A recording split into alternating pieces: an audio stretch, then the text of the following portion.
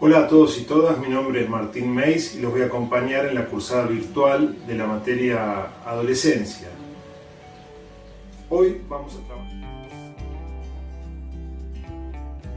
Bueno, vamos al segundo de los textos, que es el de la primavera del significante de Néstor Córdoba, que vamos a encontrar en el libro de Entre niños, adolescentes y funciones parentales. En ese texto, Córdoba rastrea el origen del término adolescencia alrededor de la década del 50 de la mano de Stanley Hall. Es ahí donde ubica que el fenómeno adolescente surge como respuesta a un conflicto social muy particular de esa época. Lo piensa como una confrontación entre las generaciones.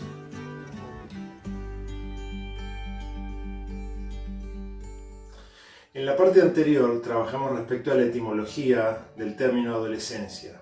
Córdoba rastrea en ese texto en particular el origen del término adolescencia en adolescere, que está vinculado con crecer, con el creciente.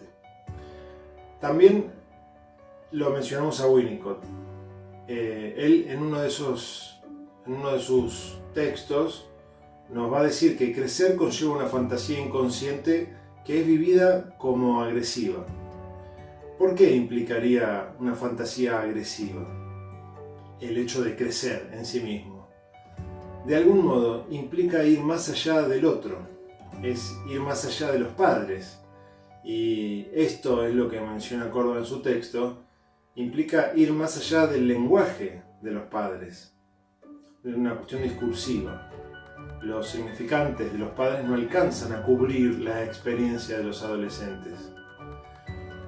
Este trabajo que tienen los adolescentes de buscar nuevas palabras y nuevas formas de hablar para otorgar sentido a sus experiencias, cuando ya no alcanzan los significantes de las generaciones precedentes, no alcanzan entonces para nombrar lo que irrumpe en su cuerpo, lo que irrumpe en el lazo social, en la época, en la cultura, en la política, en un montón de dimensiones. Entonces los adolescentes tienen que ponerse a trabajar y en algún punto representan para los adultos las figuras de la alteridad, la muerte y el extranjero. Winnicott menciona que en la tensión entre las generaciones es donde ocurre el crecimiento de la cultura, justamente por el aporte novedoso que los jóvenes vienen a hacer con su creatividad. En ese mismo texto, Córdoba también nos comenta que Adrián Grassi comenta que los adolescentes tienen la urgencia por poner en desorden su posición en la generación, en su identidad infantil y su cuerpo infantil. Los jóvenes, según Córdoba, tienen urgencia además por crear nuevos sentidos para subjetivar sus propias experiencias, que van más allá de los sentidos de las generaciones anteriores. Cuando esas palabras faltan en la adolescencia, el recurso a la acción es la moneda corriente. Los adolescentes intentan poner el cuerpo ahí donde todavía no tienen las palabras para nombrar.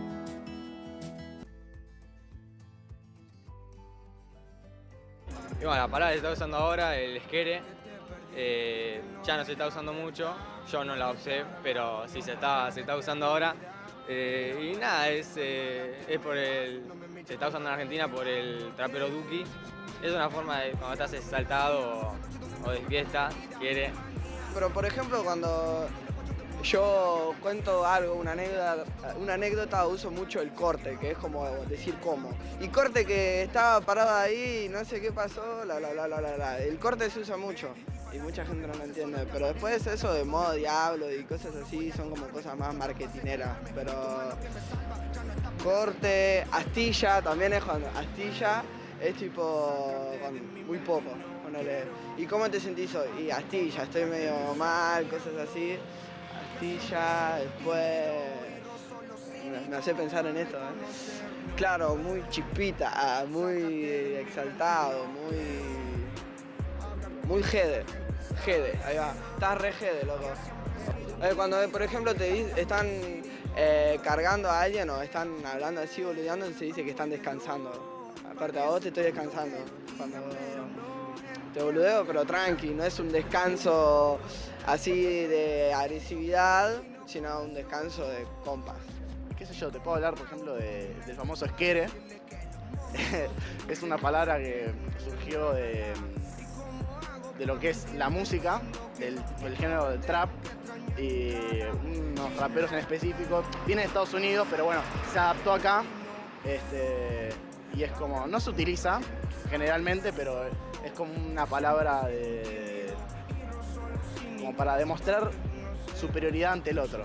Por ejemplo, cuando llegas a un lugar y hay mucho desorden o está todo roto, puedes decir, qué bondi, ¿no? Como que alto bondi, como qué desastre, qué quilombo.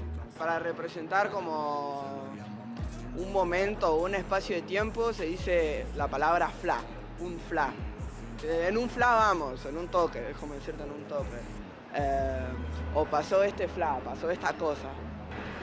El corta es cuando te dicen algo, me das una información y yo estoy como de acuerdo con ella, como diciendo ok, te digo corta, corta, bien ahí. Yo sé que finge con vos mientras está acabando por mí. Bueno, en todas las épocas los adolescentes tuvieron sus expresiones propias. ¿Y qué función cumple tenerlas?